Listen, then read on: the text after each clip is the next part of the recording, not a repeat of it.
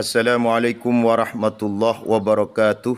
Sudah final 100% bahwa nasabnya para habaib kaum Bani Ba'alawi ini sudah batal 100% mustahil bersambung kepada Kanjeng Nabi Muhammad sallallahu alaihi wasallam dengan 3 alasan yang tidak bisa dibantah.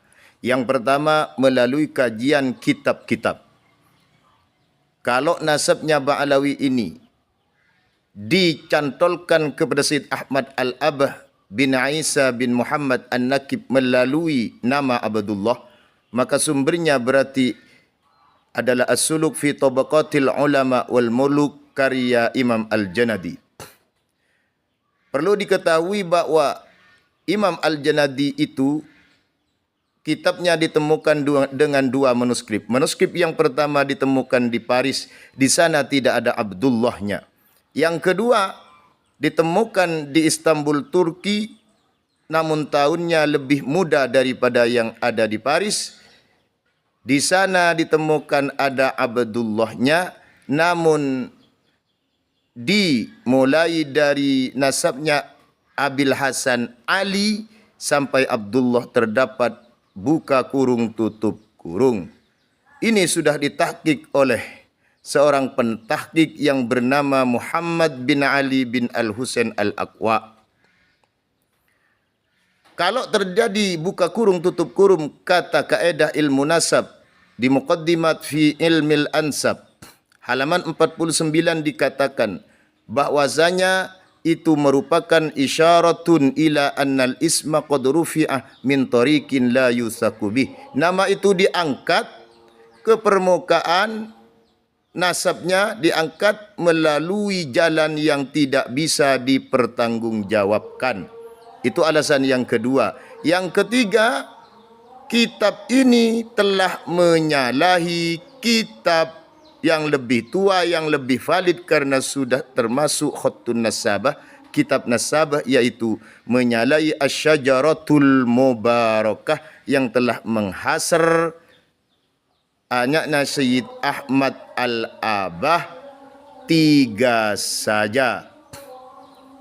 Maka kalau memakai Al-Janadi melalui Abdullah, ini tidak bisa diamalkan untuk pengisbatan sebuah nasab. Begitu. Kevalidan tentang Asy-Syajaratul Mubarakah itu telah diterangkan oleh pentahqiqnya Mahdi Ar-Raja'i, yaitu dikatakan bahwa itu asli tulisan daripada Imam Fakhruddin Ar-Razi. Dengan kode manuskripnya telah dijelaskan dengan jelas di sana. Itu yang pertama.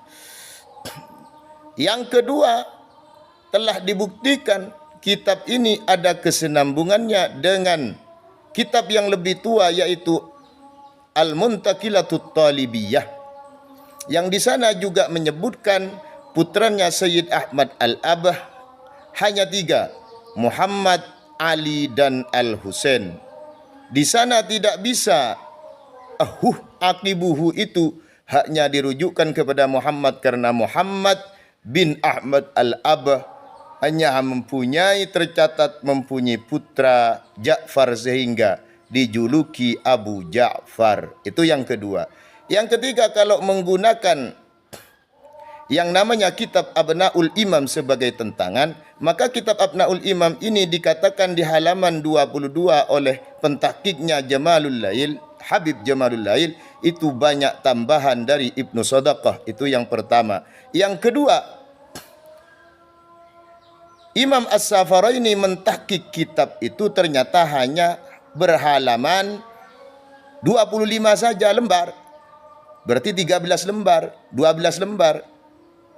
Sebanyak 25 halaman saja. Itu bisa dilihat di Abnaul Imam fi Misr Wassam di halaman 28. Yang ketiga, dikatakan oleh kaedah ilmu nasab Al-Kafi Al-Muntakhab di halaman 106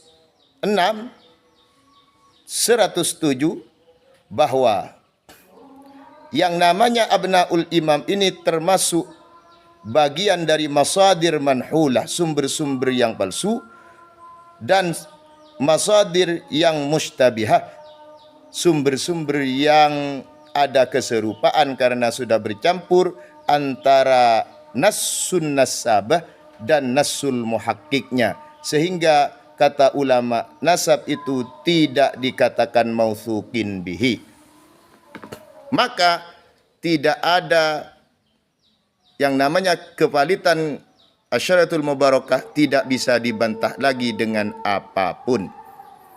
Terus kalau menggunakan Ubaidillah atau Ubaid dengan melalui nasab mereka kepada Sayyid Ahmad Al-Abah bin Isa bin Muhammad An-Nakib, maka sumbernya adalah Al-Burqatul Musyikoh sebagaimana telah dikatakan oleh Syekh Ahmad bin Abdul Karim Al-Hashawi di dalam kitabnya Tasbitul Fuad halaman 1560, bahwa sumber nasab mereka yang pertama kali adalah Al-Burqatul Musyikoh.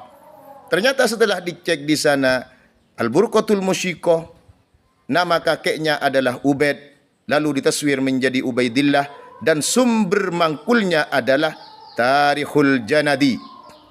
Setelah dicari di Tarikhul Janadi, ternyata Abdullah tidak pernah bernama lain Ubaidillah, apalagi Ubaid. Bahkan Hadid atau Jadid tidak pernah punya saudara yang namanya Alawi atau Basri. Maka kata kaedah ilmu nasab itu dinamakan adraj. Apa itu adraj? Data-data, memasukkan data-data palsu, yaitu antuzada nuqtatun au tuhdhafah au yuzada ismun, menambah titik, atau mengurangi titik, menambah nama, itu namanya dokumen-dokumen palsu, masuk kepada manhulun nasab, nasab-nasab yang palsu. Oleh sebab itu diterangkan di Muqaddimat fi Ilmi Al-Ansab halaman 66. Karena sudah diketahui peletaknya di halaman 85 diterangkan, idza urifal wadi wa urifat illatul wad'il jarihah intafal istidlal. Apabila sudah diketahui peletaknya dan sudah terdapat peletaknya itu illat jarihah, yaitu berupa adraj, mukhalafah lil usul dan banyak sekali, intafal istidlal, sudah tidak bisa dibuat dalil lagi. Maka kitab-kitab setelah itu yang menerangkan nasabnya Ba'alawi berarti rujukannya kepada Tarikhul Janadi kalau pakai Abdullah, kalau pakai Ubaidillah rujukannya kepada Al-Burqatul Musyikoh. Yang keduanya ini tidak bisa diamalkan untuk pengisbatan sebuah nasab karena tidak valid. Oleh sebab itu 100% nasabnya Ba'alawi, para habaib ini tidak bersambung kepada Kanjeng Nabi Muhammad SAW, merupakan nasab palsu yang disambungkan kepada Kanjeng Rasul Muhammad sallallahu alaihi wasallam. Itu yang pertama. Yang kedua, ternyata makamnya yang dikatakan Ahmad Al-Muhajir baru ditemukan di abad 10, yang katanya hijrah di abad